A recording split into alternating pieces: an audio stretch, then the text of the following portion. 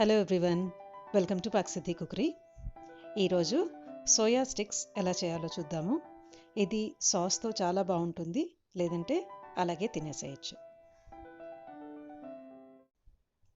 దీనికోసం ముందుగా 1 కప్పు శనగపిండి, 1 కప్పు సోయా పిండి తీసుకున్నాను. 200 గ్రాములు 200 గ్రాముల క్వాంటిటీ. ఇప్పుడు ఒక పాత్ర తీసుకుని 2 రకాల పిండి దీంట్లో వేశాను. తర్వాత 1 స్పూను ధనియా పౌడర్, 1 స్పూను జీలకర్ర పౌడర్,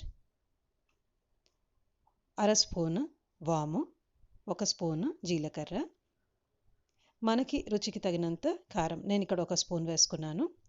ఈ పిండికి మొత్తం సరిపడా సాల్ట్, సగం స్పూను పసుపు, 2 స్పూన్ల వంట నూనె వేసుకుని ఒకసారి మొత్తం కలుపుకోండి, డ్రైగా పౌడర్ అంతా. తరువాత కొద్దిగా నీరు పోసుకుంటూ చపాతీ పిండి మనకి ఎంత మెత్తగా ఉంటుందో అంత మెత్తగా కలిపెట్టుకోవాలి.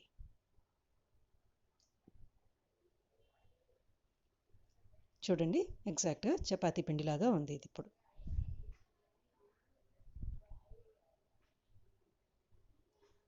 దీన్ని మూత పెట్టుకుని ఒక 20 నిమిషాలు పక్కన పెట్టుకోవాలి.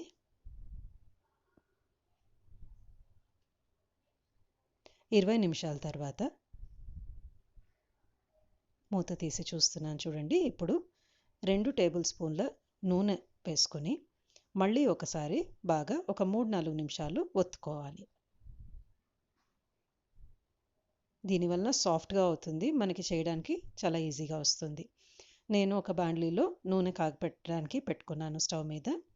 ఒక ప్లేట్ తీసుకుని దీన్ని కొంచెం గ్రీస్ చేసుకోండి. కొంచెం నూనె వేసుకుని చేతికి కూడా కొంచెం గ్రీస్ చేసుకోండి. ఇలాగ స్టార్ షేప్ ఉన్న చక్లీ మేకర్ తీసుకుని ఇలాగ ఈ స్టార్ షేప్ ఉన్న ప్లేట్ పెట్టుకోవాలి. తర్వాత చెయ్యి నూనెగా ఉంది కదండి, ఆ నూనె చేత్తోనే దీంట్లో సరిపడినంత పిండి ముద్ద పెట్టుకోవాలి. పెట్టుకుని గ్రీస్ చేసి పెట్టుకున్న ప్లేట్ మీద ఇలాగ లైన్స్లా పొడుగ్గా ఒత్తుకోవాలి. ఇది సోయా పిండి, శనగపిండి 2 జిగురుగా ఉంటాయి, సో కొంచెం జాగ్రత్తగా ఒత్తుకోవాలి.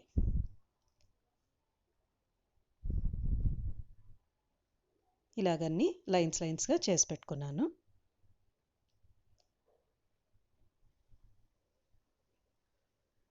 ఇప్పుడు ఇవి పొడుగు కాబట్టి 1.5 ఇంచు 2 ఇంచులు వచ్చేట్టు మనకి ఎంత పొడుగు కావాలంటే అంత పొడుగు కట్ చేసి పెట్టుకోవాలి.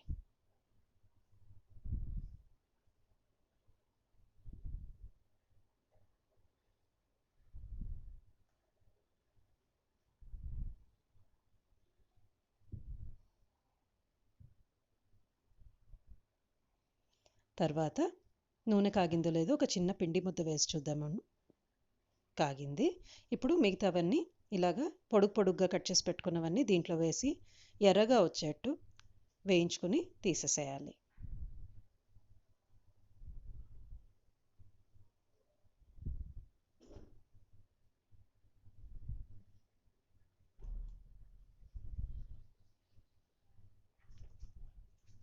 ఒక్కసారి అటు ఇటు కలుపుకుంటే కొంచెం బుడగలంతా కిందకి వెళ్ళిన తర్వాత అవి విరిగిపోకుండా వస్తాయి.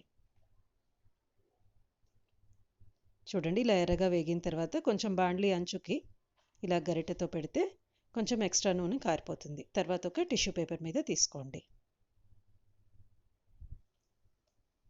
కరకరలాడే సోయా స్టిక్స్ రెడీ అండి.